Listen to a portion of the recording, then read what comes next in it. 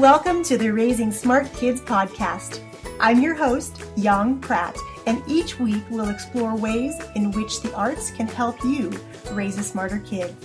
I'll be sharing ways the arts can propel your child's learning and interviewing top artists, educators, and entrepreneurs. These guests will share why the arts are so very important to your child, along with actionable ideas you can easily implement into your already busy schedule. Make sure you subscribe to the podcast here on iTunes and share us with a friend. For extra tips on raising smart kids, head on over to artsmartparenting.com and click on the Live tab. Hello and welcome back to the Raising Smart Kids 2.0 podcast. I'm so glad you tuned in for today's episode because I feel it's probably one of the most important ones that we've done in our almost 100 episodes. Before we get to that, if I haven't had the pleasure of meeting you yet, my name is Yaşam Prax, and I'm the host of the Raising Smart Kids 2.0 podcast. More importantly, I'm a mom of 2 daughters, a wife, and have had the privilege of working with thousands of students along with their parents in my 17 years as a performing arts educator. I'm glad you tuned in today because you failed. Now, for some people, those 2 words can be completely devastating, which is really unfortunate because it's through our failures that we learn more. Thomas Edison, the inventor of the light bulb, is said to have failed 1,000 times. However, he didn't see those 1,000 failures as failure. He says the fastest way to succeed is to double your failure rate. So what are you going to fail at today? What will you allow your kids to fail at today? In our society, failure definitely is seen as a negative quality. But in my 17 years as a business owner and my 14 years as a mom and 20 years as an educator, failure is something that we need to instill in our kids as a positive quality. And one of my favorite things to think about when it comes to failure is a little clip in the movie Meet the Robinsons, where the main character is devastated because something he created doesn't work. Lewis is distraught. Meanwhile, the family around him start hooting and hollering, and they are getting out the confetti cannons and celebrating his failure. Because what they know is that the more times you fail, the closer you are at achieving that success. Over on the show notes page for this podcast, I'll include that clip from Meet the Robinsons because it really accurately depicts how we need to be able to see failure. When my oldest was in kindergarten, she came home and she was so excited because she had earned an eraser or some small trinket from her classroom teacher. When I inquired about how she had earned this coveted trinket, she said, "Mommy, I didn't make any mistakes on my schoolwork and there were no eraser marks, so I got a prize." And I thought, oh, man, if kids are taught to not make mistakes or not allowed to make mistakes, and those mistakes aren't celebrated as part of the learning process, wow, our kids are going to have a hard time dealing with things as they get old enough to go into the world on their own. So today, I want you to think about this. I have one of my favorite quotes, and it's by Walt Disney. In this quote, he talks about not spending too much time looking back. Or in other words, not spending too much mental capacity thinking about what you might construe as a failure, because each of those mistakes leads to the success and leads you to where you need to be.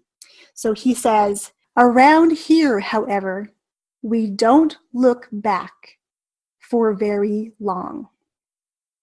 We keep moving forward, opening new doors and doing new things because we're curious, and curiosity keeps leading us down new paths. And for me personally, and in my 17-year-old business, that couldn't be more true. When I opened our doors 17 years ago, I did so with wanting to share my love of dance with my community. As I progressed throughout my business and my kids desired to learn something new. My oldest wanted to learn the drums, and then she wanted to learn karate. So it was my responsibility as a mom and really as a creator to make those opportunities available for her. So rather than just teach dance, we offered more opportunities for more families to come together and enjoy all of our programs under one roof, saving them time and money and really the hassle of having to take multiple kids to multiple places around town at the same time. And now as we round out 2017, heading into 2018, we're opening new doors here at the Academy and here on the podcast as well. We're going to dive with both feet into the deep end and introduce ways to equip kids to fund their own future.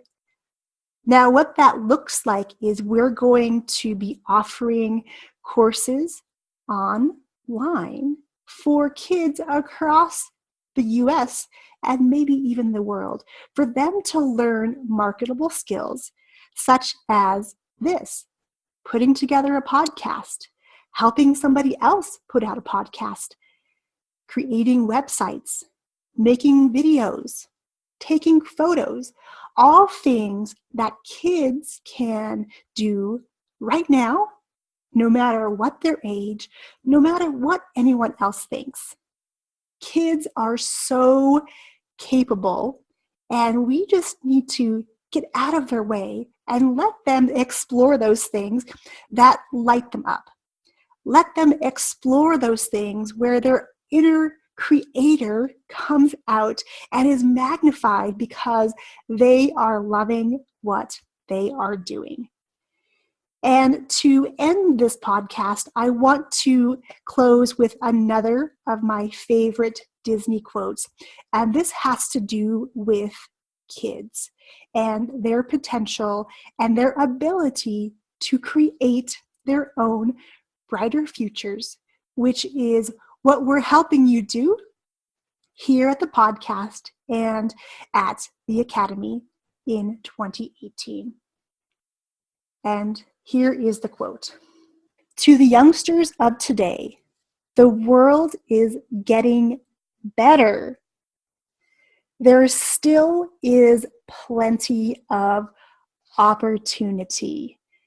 Yes, and as we head into the future, a future where 65% of the jobs today won't exist when our kids are adults, we need to equip them with skills to create their own opportunities, create their own brighter future, and create ways for them to fund those dreams. Are you with me? Head over to Elko Arts Academy, the interim Facebook page for the podcast. And in 2018, we're going to roll out a new name, a new mission, and a new way of connecting and impacting our kids in a bigger way. Okay, my friends, I will catch you very soon. I wish you a very happy rest of your day. And here is to equipping kids to create their own brighter futures. Cheers. Thanks for tuning in to the Raising Smart Kids 2.0 podcast. To really accelerate your ability to unleash your child's superpowers and raise smarter kids through the arts, we're creating loads of new resources, ways to connect, and ways to celebrate your successes. You can join our free Facebook community by visiting theartsmartparent.com or just search up Raising Smart Kids 2.0 on Facebook. I look forward to seeing you inside our community.